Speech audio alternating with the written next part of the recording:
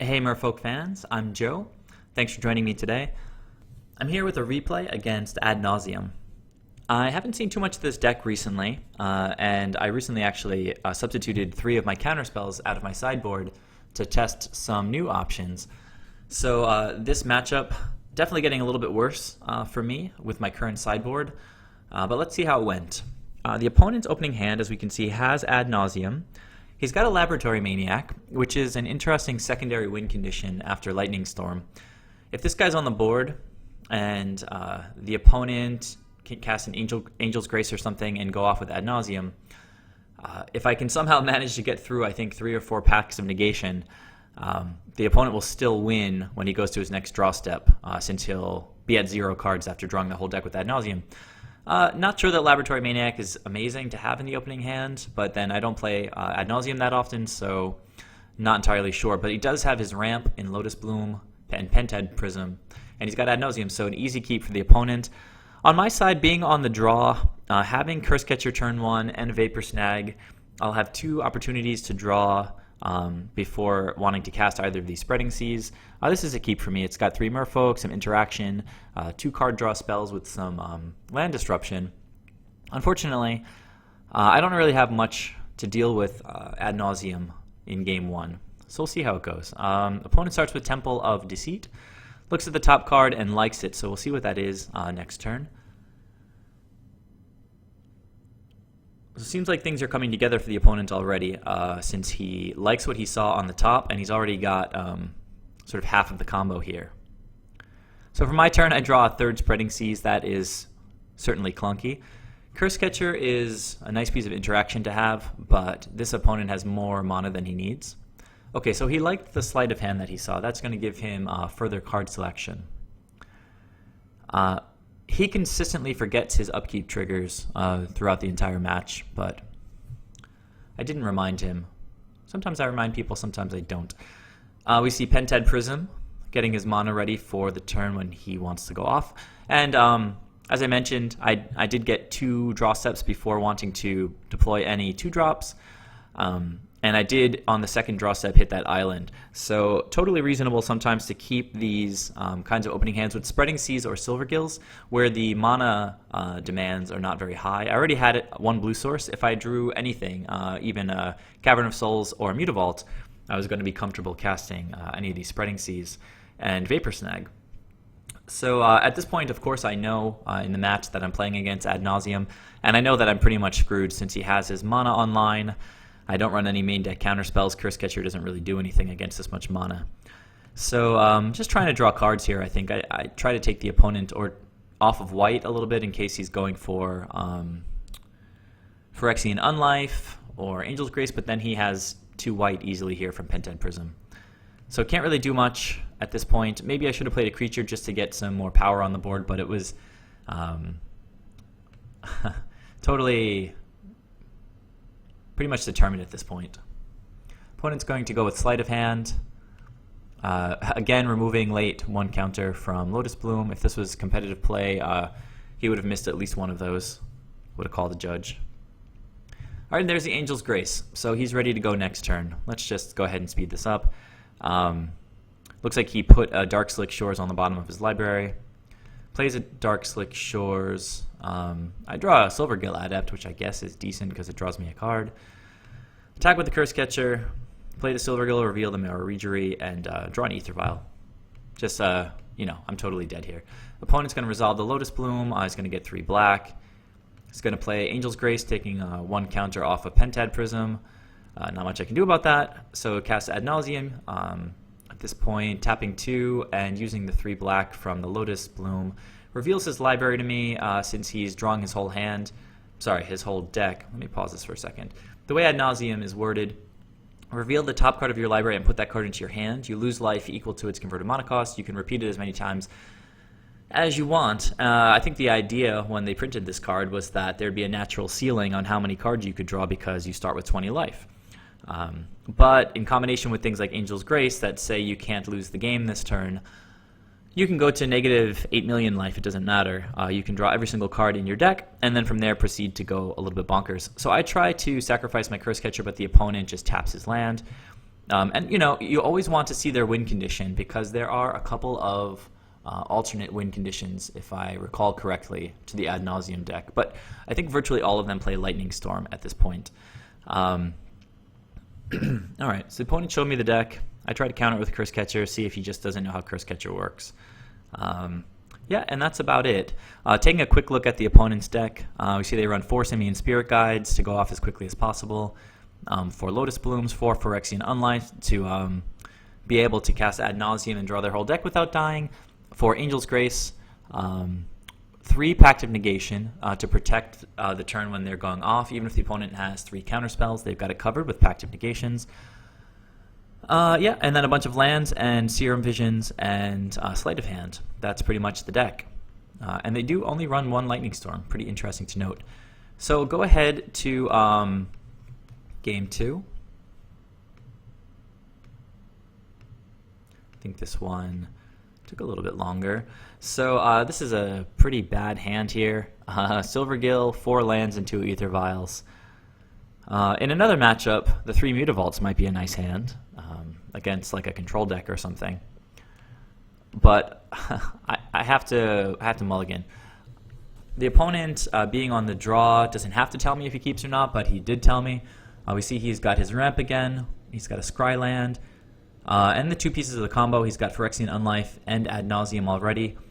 The Lightning Storm in his hand is fine because he'll draw his deck. He'll have his Simian Spirit Guides to pitch for mana. So yeah, we're looking at another like turn 4 win or something potentially for the Ad Nauseam deck. I did have to mulligan. I just hit some Merfolk. I did bring in some counterspells, so I was hoping to see one of those, but unfortunately didn't get any. So scrying, and I think I didn't like what was on the top. I think it was a Cursecatcher, and I did put that on the bottom. At this point with this hand, I wanted to draw land. I just want to be able to push as much damage as quickly as possible. I revealed the Master of the Pearl Trident just in case I could represent Spell Pierce and make the opponents hold something up. Typically that's ineffective. If the opponent has a 1-mana spell, pretty much any deck is going to go ahead and play that anyway. If I trade my Spell Pierce for their 1-mana spell, they don't really care about that. So revealing Master of the Pearl Trident doesn't really matter one way or the other. The opponent's going to do what they're going to do. Did hit a second land, which I have to imagine is a good thing, since they were sitting only on 1. They get to scry here, and they liked what was on the top of their deck, so we'll see that at their next draw step. Lotus Bloom gets suspended with 3 counters. And I drew Kira, which at this point I hadn't really considered. Actually, had I been thinking about Kira during the match? I think I was, actually. There's been a lot of discussion about the interaction between Kira and Lightning Storm, and so I was a little bit excited to draw her this game, but also a little bit upset because I only have 2 lands and can't even cast Kira yet. Now, for those of you who are unfamiliar with the interaction between Kira and Lightning Storm, the opponent draws their whole deck, pitches 3 Simian Spirit Guides to get Lightning Storm on the stack, and with their whole deck in hand, they're going to pitch something like 9 lands. That puts 18 charge counters on Lightning Storm. And Lightning Storm deals 3 damage plus a number of counters. So pitching 9 lands gives you 18, and then plus 3 is 21, which is enough for lethal in most cases against most decks.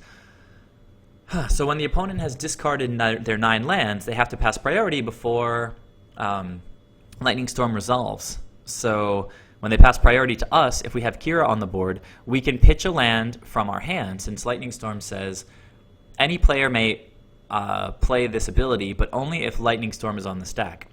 So, before it's resolved, we get priority. We can pitch a land to activate Lightning Storm's ability, put 2 more counters on Lightning Storm, and I may choose a new target for it. Kira is so cool with this because if we pick one of our creatures, it triggers Kira.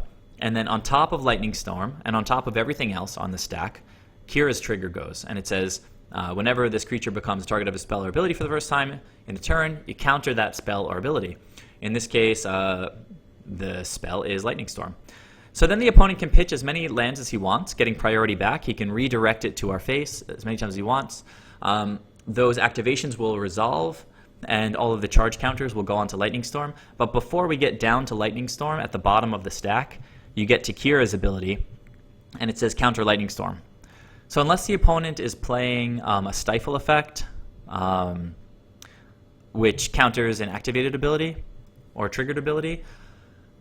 Triggered ability in the case of Kira, then there's nothing they can do about it. Their Pacts of Negation cannot counter Kira's ability. So it's a pretty cool interaction, but as I mentioned, I don't have the mana for it right now, sadly. So I'll run out my Master of the Pearl Trident and hope that my beatdown plan works. Alright, opponent draws another Scryland, drawing pretty well this game. And let's see, he puts Ad Nauseam from the top of his library onto the bottom, since he already has 2 Ad Nauseams in hand. He's going to cast Sleight of Hand, gets more card selection, and what's going to happen with that. Looks like he put Spoils of the Vault on the bottom of the library and Phyrexian Unlife also at the bottom of the library, since he's already got Phyrexian Unlife covered, and he doesn't need Spoils of the Vault to find anything since he's already got everything he needs.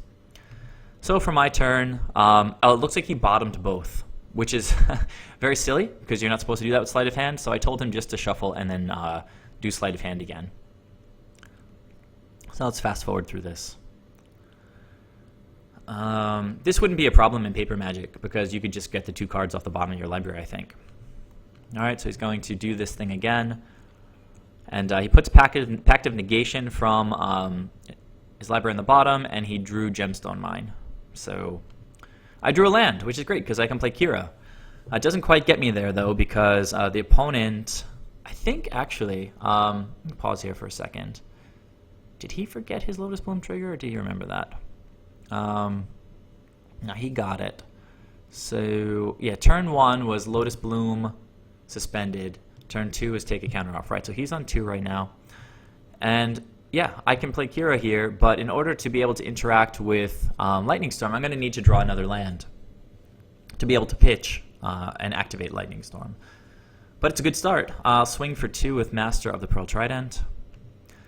He'll take 2 and untap, and he draws yet another land. I think he's only drawn land so far this game. Probably want to play that Seachrome Coast, though not sure. Yeah, play that, get Phyrexian Unlife out there, and pass the turn. Lotus Bloom is going to come off suspend next turn, and he'll be ready to go off on turn 4. Right on time. So, alright, I needed to hit a land, and I did. Pretty cool.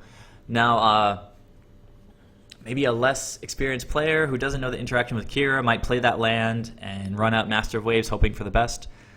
But pretty much know that the opponent's set with this Lotus Bloom coming off, so I'm going to keep this land in hand, swing for 5, and hope the opponent goes for it. So I had to explain some of the math to the opponent. Lotus Bloom is going to come off of Suspend.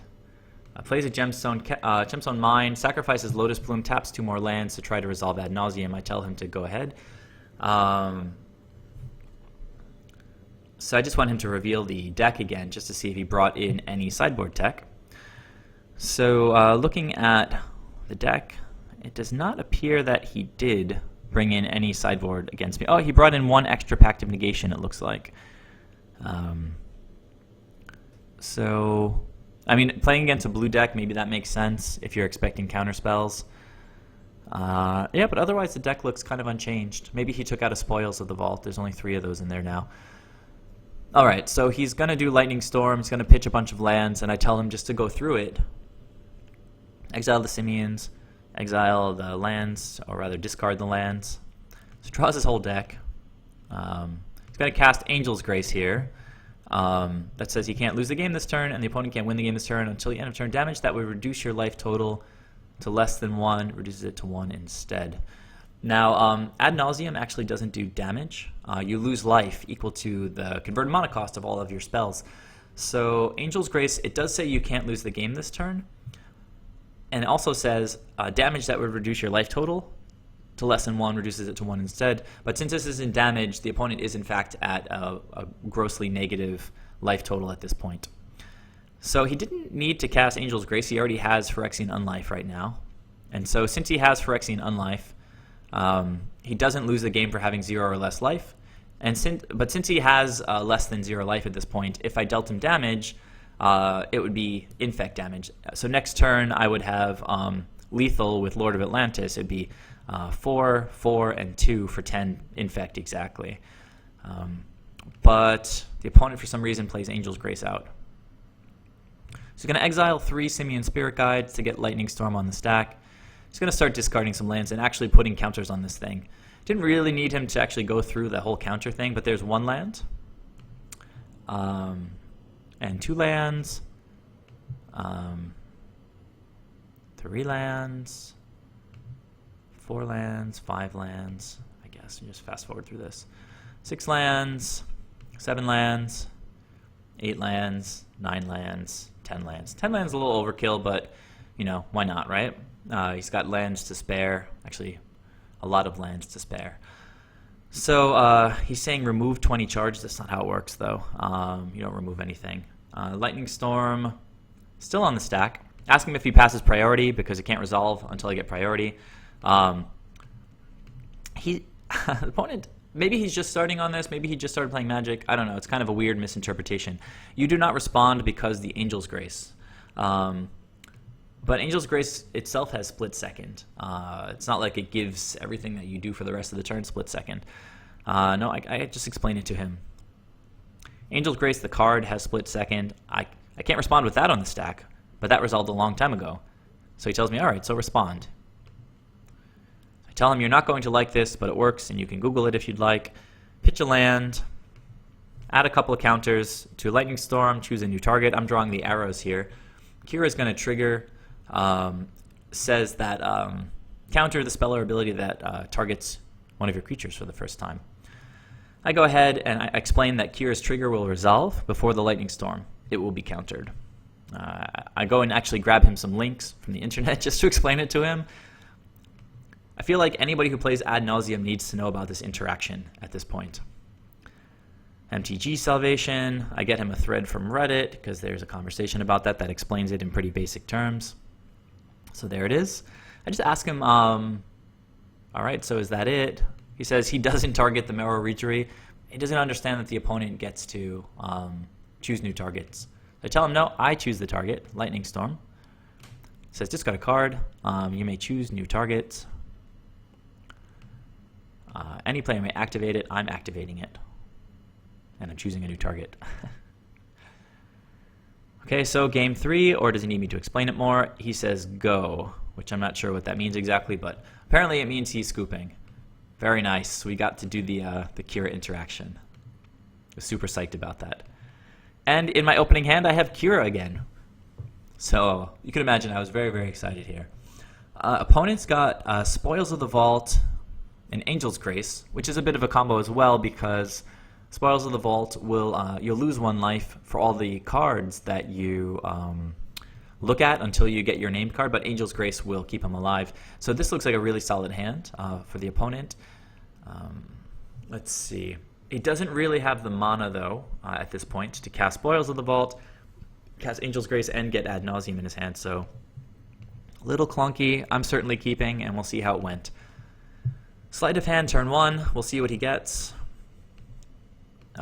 He moves Slaughter Pact from the library to his hand. All right, so he's got a Slaughter Pact.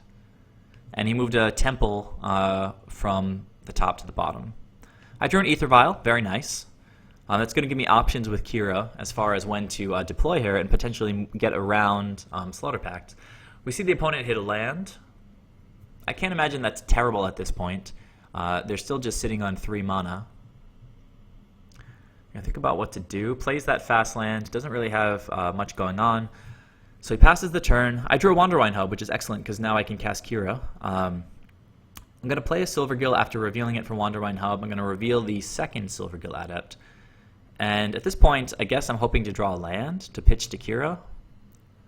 So I hit an Echoing Truth, which is good against Phyrexian Unlife. Hold on a sec. Let's see here.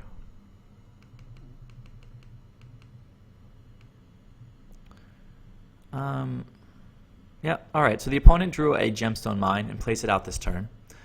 Still doesn't really have anything to do, so this is a tricky turn for me. The AEther Vial is going to go up to 2 counters, and I have to decide whether or not to run out Kira at this point. So I drew a Mutavault for the turn, and that's great because now I have the land to pitch to Kira. So the calculations involved here were as follows. I know that Ad Nauseam plays some number of Pact of Negations.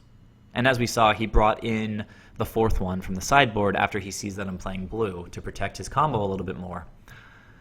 But we also know that the core of their deck is just casting Ad Nauseam as quickly as possible to just win the game, right? So if I were to play Kira right now with mana, my concern would be Pact of Negation, right? The opponent only has 3 lands right now, so he either has to burn an Angel's Grace to survive at the next upkeep, or he needs to have like 2 Simian Spirit Guides to exile. Either, to pay for the Pact of Negation, since it costs 5. He only has 3 lands. He either has to cast an Angel's Grace so he doesn't lose right away, or he has to have 2 Simian Spirit Guides to complete the cost for Pact of Negation. And either of those 2 options, if he has those things in hand, seem pretty good to me. It seems like it would be more difficult for him to go off after spending that amount of resources. So on my side of things, though, if he does devote those resources, then after playing Mutavault and committing another creature to the board this turn, I'm going to have a pretty quick clock going with another Merrow Reejerey in hand and an Echoing Truth to potentially back me up. So I decided to run out Kira this turn. The alternative was to wait until the following turn and tick AEther Vial up to 3 to make Kira uncounterable. Now, in retrospect, I think that maybe that's the right line. Let's see. Now, he pretty much knows that he can't let Kira get on the board. He would need 2 removal spells to deal with her. And it's possible he has 2 Slaughter Packs, which might actually get the job done once he draws the rest of his deck. Let's see how this plays out, though. I'm going to go ahead and, I think, drop the Mutavault, since we're going to want that guy as an attacker if we have to go to plan B and just go beatdowns.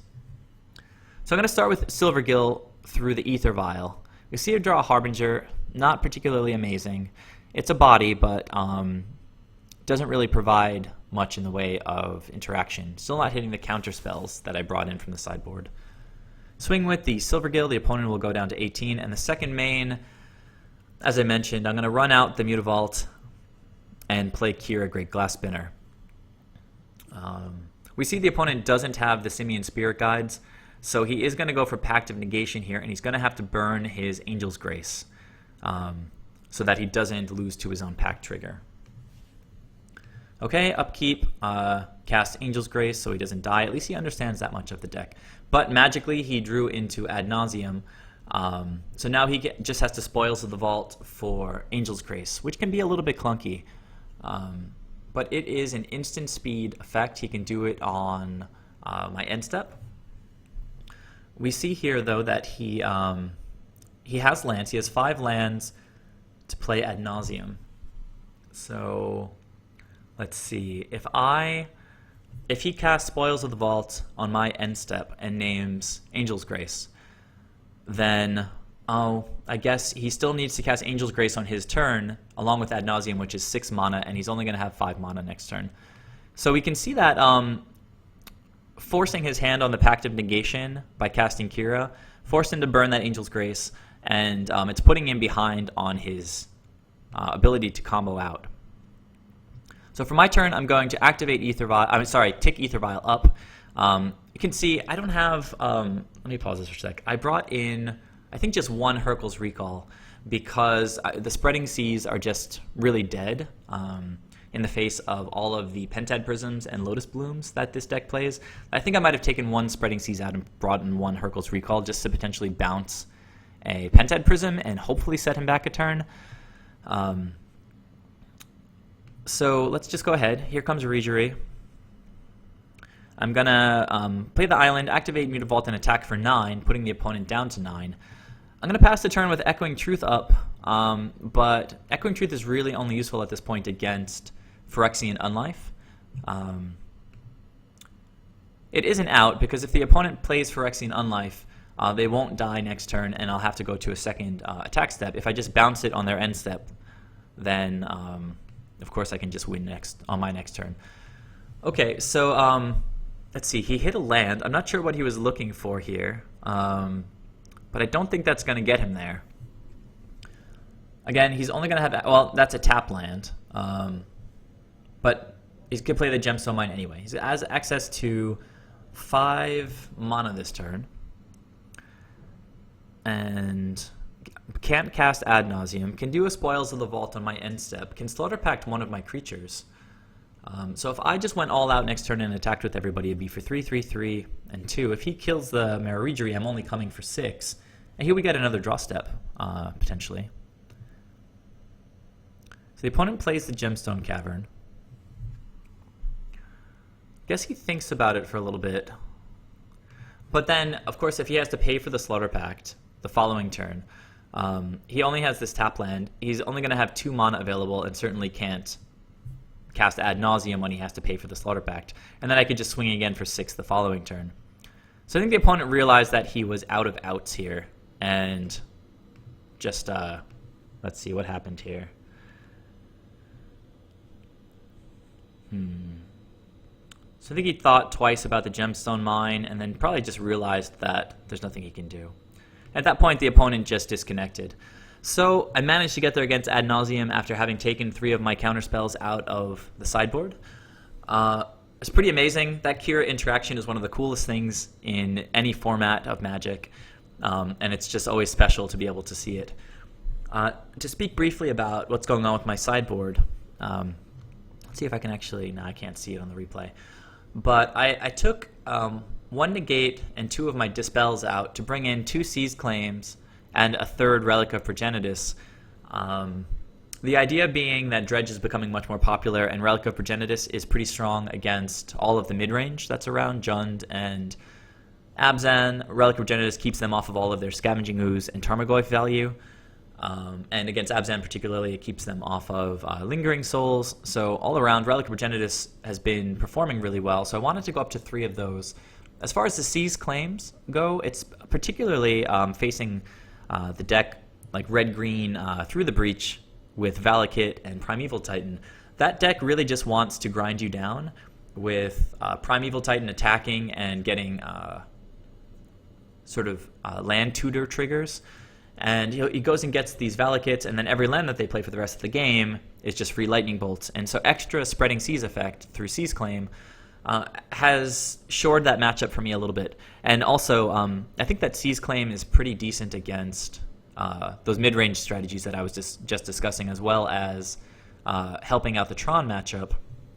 But having played against Ad Nauseam here, I'm thinking there might be other ways to balance some of the matchups.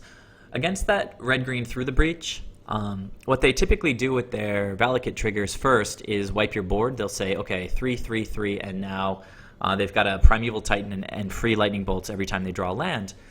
Kira actually helps quite a lot, because if we can prevent that from happening with the first couple Valakut triggers, we get an extra attack step in. And if we have Island Walk online, that could be enough to close the game out. So Kira has proven herself to be great in that matchup, and she's also very good against the mid-range decks also. And being an attacker with 2 blue devotion as opposed to Seize Claims, only 1 blue devotion, I might look into getting 1 extra Kira into the sideboard. I'll figure out how to balance things, but Kira is excellent in this matchup, as we saw. I always wanted to draw her in these games. And yeah, she's helpful in all of the sort of spot removal matchups as well. So I'll look into trying that second Kira. Let me know what you guys thought about this match, and I guess I'll catch you in the next video. See you later.